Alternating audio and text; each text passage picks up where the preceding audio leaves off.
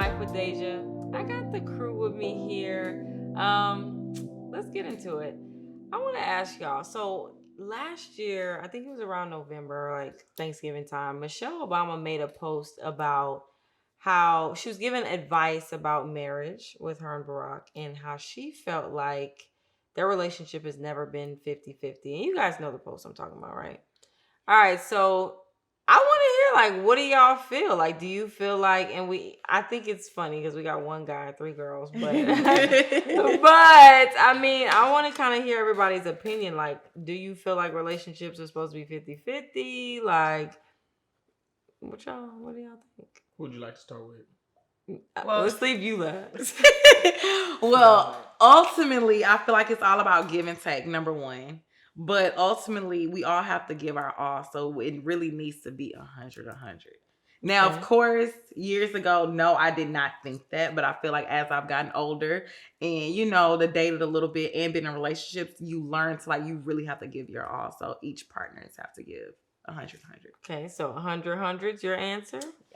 I just feel like it depends on maybe the situation. Like sometimes you might have to give 70%, that a person give 30. You might got to give 20-80. It just don't matter. Like it's a relationship. So it's all about the ups and downs. Like, 50-50 is cool, but you just never know what you got to give at the end because it's a partnership. Right. So, I think it's all about the situation. Okay. Okay. Now, from a man's perspective, the only man's perspective. I agree with what you said, though. The 80-20s, all that. I've heard all of that. In the sense of 50-50, I feel like as long as it's halfway. So when I hear 50-50, I'm like, meet me halfway. Whatever it is, like, you can give me that. You know what I'm saying? Because I deserve it. And not only that, we're learning together. So meet me somewhere in the middle so we can figure this out, I would say. You know what I'm saying? Right. Yeah. It's never always going to be, let's just say 100, I guess. In my perspective, it's never going to always be 80-20, or it might never hit 80-20, right? But the least I can do is meet you halfway, which is people could say compromising, people could say sacrificing, people could say whatever, but ultimately it's like that halfway mark. I'm like, okay, you get me. Because if you're my partner, like sometimes I might gotta meet you like at a different place. Like you might be feeling down and you might not be able to give whatever it is that that 50-50 or whatever. So I might need to come meet you at the 30 mark, to come help you get back up to that 50. So you just never know, just being in a relationship. It's a partnership. So. Or what if I'm not 100? What if I'm 60 and you 30? That's why I say meet me halfway. I can get you up to 60. We can get back. We might never hit 100. We might be 2020 right now. It's like, that's why I say, for sure. Okay, so that's good. I mean, I think that for me, I kind of agree with pretty much what all y'all are saying. I think everybody's kind of saying the same thing. It depends on one, the circumstance at the time, two, what you can bring to the table, and more so, like you were saying, it's a give and take. Like it's a partnership, it's teamwork. And I think Michelle Obama basically was saying the same exact thing, that they've never been at the 50-50 mark because they had to lean on each other in different seasons for different reasons. And I think that's what a relationship is. So okay, this would be my next question for y'all. So what are some of the qualities that you guys feel like you look for in a partner? And I know we have some people in relationships that are sitting here. We have some people that are single. So, but if you could just give 3 qualities that are really, really important to you specifically, what would they be? And y'all can start whatever order. Okay. I would say 1, mindset. I think that's very important in a partner. Like how you think, how you handle things. I would say, the hustle. Like I need somebody that's gonna be a hustler. You know what I'm saying? I don't need no, you sitting back chilling. I want a grinder. And also just somebody that's loving and caring, and care about my feelings and how I feel, So yeah, those are like the qualities that I would say I look for. Big 3. All right, what's y'all's big 3? I got mine, but I'll go last. I feel like I don't know how to narrow it down to 3. But she said she got a list. For one, I think I'm very big on someone who is very in tune with themselves as far as mentally, spiritually, physically too, because I feel like they all play a part in how you care about yourself. And then the other one would be She got a thing. I would say the way you respect yourself, which I think me ultimately everything revolves back of how you treat yourself. Because I just feel like it shows you a lot about how you treat, the person that you're with. But most importantly, big on family. I'm very big on family. Yeah. And then also someone who can have a very peace and sound mind. And ambitious. Oh, see, that's what I'm at for. Like that's fine though. Because I'm very purpose driven. Everything I do has to make sense. So I feel like my mate they have to be purpose driven. That's the only way that we're going to be able to align as one because we're both. Everything's about purpose. Gotcha. So we have to line. You're looking for a purpose partner. Yeah, my purpose mate. That's good. That's good.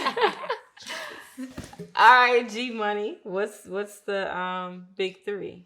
Man, y'all said it. I ain't gonna lie. Because I feel like at the end of the day, it kind of revolves around some of the same things. We all kind of want some of the same good qualities, right? Yeah. Like the hustle to me is a big deal because you're right.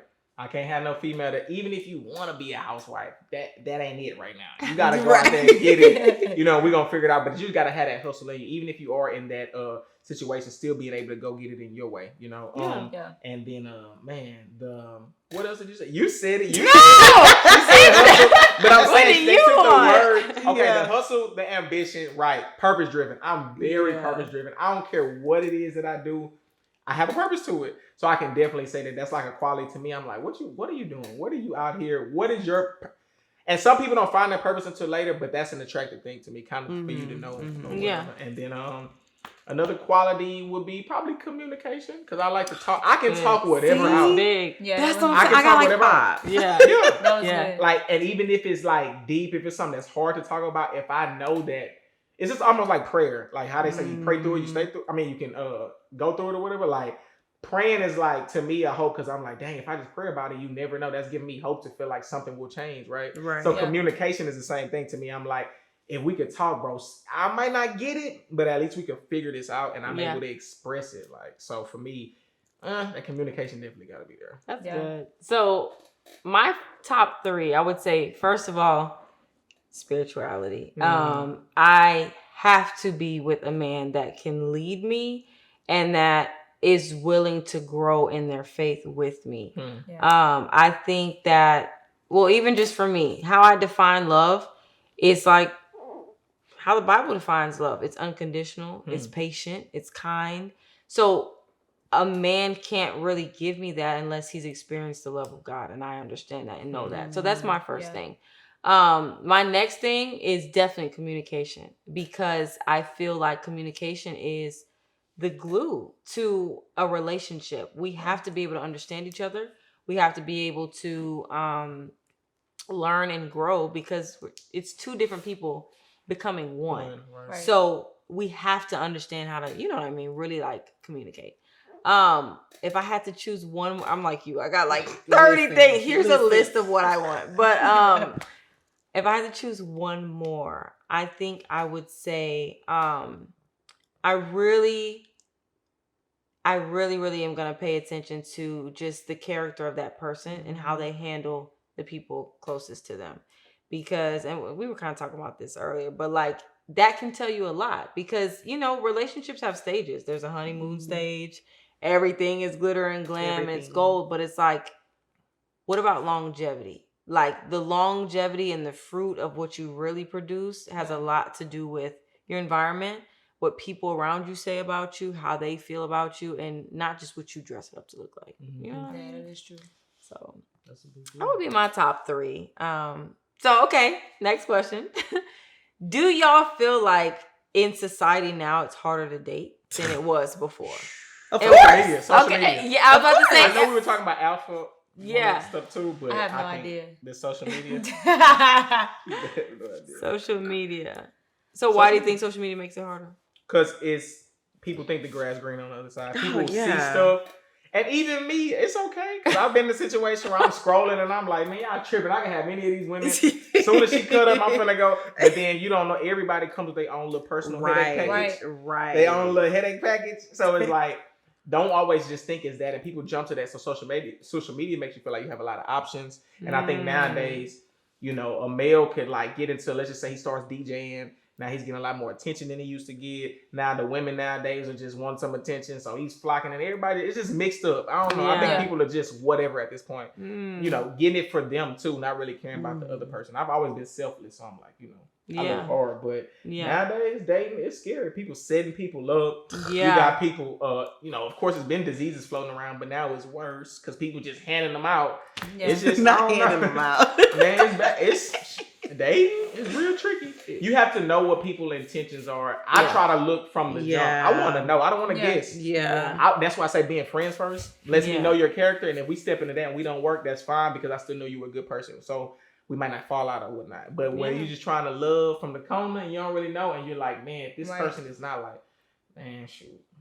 Because I think it's like mostly like people probably looking at looks like off of what people look like on social media. Like, oh, she look good. I want her. I want this. I want to be like them on this crazy vacation having fun. But you don't even know, like, after they take that picture, they get to argue. They get to fighting on the vacation. They, you know, you just never know. Like, you know, and I think people compare themselves so much, like, with the relationships, everything. You want to be like this one. You want to have a relationship like Jay-Z and Beyonce, or you know, you don't even know their relationship. Right? You don't even know them. You know, you don't even be knowing. You're just trying to goals. I want to be like them. Y'all don't know what these people do behind closed doors. Right. What is goals though? People got to set their own. That's what I was gonna say. What is goals? And I think that society has idolized the wrong things. Right. Like we're saying, okay, we're looking for a purpose partner. People are just looking for quick fixes or like you said, attention. Like, but it's promoted though. That is what's promoted. No, marriages are promoted. There's very few Beyonce and Jay-Z situations where people are like, okay, she's in a music career. We've only seen her with one guy. They got married. They had a family. They making millions together. He's the first billionaire. Like, those are dime a freaking dozen type situations, and you still don't know what goes on behind closed doors. Right. So what people make out of it is just like, nowadays you're like, okay, your favorite celebrity talking about getting money from a dude. You know, nowadays the women have become more alpha. Yeah. So it's like, hey, give me the money. And the dudes are, damn, they're okay with it. They're like, shoot, I'll pay for what I want because I don't want the headache. I'm going to get the headache regardless if I love you, if I pay for it. Right. Let me just pay for this and then keep it pushing rather than loving you and trying to do all that because, you know, it could weigh down on people. And social media has made it to where depression and all that type of stuff is real. Yeah, for sure. I also think that, sadly, I don't think that our generation had that many examples or even leaders in that relational area. Because think about it, like older generation, and I'm not saying that their relationships were perfect, but our grandparents, like, you know what I mean? Like, they were with people for a long period of time. They valued marriage, those types of things. It's like what you're saying. I think the value of those things have gone down. And like, look at music. R&B was what? I want to love on you, take care of you, baby. We might not figure it out, but I still love you. Wow. Nowadays it's begging, like they was you know what I'm saying? Ain't no begging. Like, meet me at the altar in your white dress. They not saying that no more. Now it's like shake it, or push, or your best friend gonna do it. Yeah, right. That's exactly. Wow. There's no value in it. There's no value. But they take that away from a lot of stuff. Not to cut you off, but even like, say, schooling, right? When my parents are older, when they first started hearing about college and school, and it was like, just go to college. We don't care what you do. This is something new for us. Let's do it. It makes us feel successful, whatnot. Now, people are like, college, I got social media. I could be an influencer. I could be that. The value has went away because you don't really, now you can just go to college for whatever, do whatever. People like, for what? When I can just get on. So, yeah, I think over time, the value and everything to create. I mean, the internet. It's going to be a lot of different things that you start seeing, like the mall. What we do, shop online, everybody. Like, why the mall not popping no more? Well, because everybody pressing buttons on their phone. Right, we used to go to the mall like every Friday. Just because. Movies, but now what is it, Netflix? We ain't trying to go. Right, nobody even do, like, it's just, it's different times. Yeah. It's different times, it's crazy. So, all right, this kind of can be how we wrap it up, but like, what do you guys feel like us, as we're leaders in this generation for sure, what do you feel like we can implement to change those things? Of course we can't save the world, but like, what are some things that you feel like we can do to represent that or change it, if you feel like there's anything we can do? I feel like lead your section.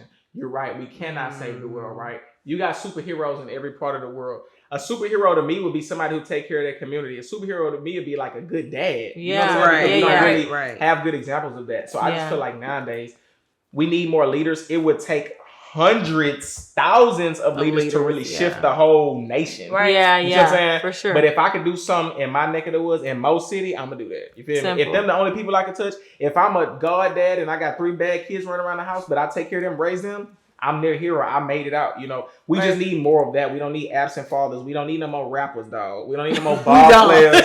We need teachers. We need spiritual healers, guidance, therapists. Hell, like some help people. Like we need more healers, dog. That's it in the world that we live in. So I feel like if we had that, or people preach that more and then kill us all off, or mute the people who actually own that, like people who speak health and wellness, like the Dr. Sebbies end up dying randomly and stuff.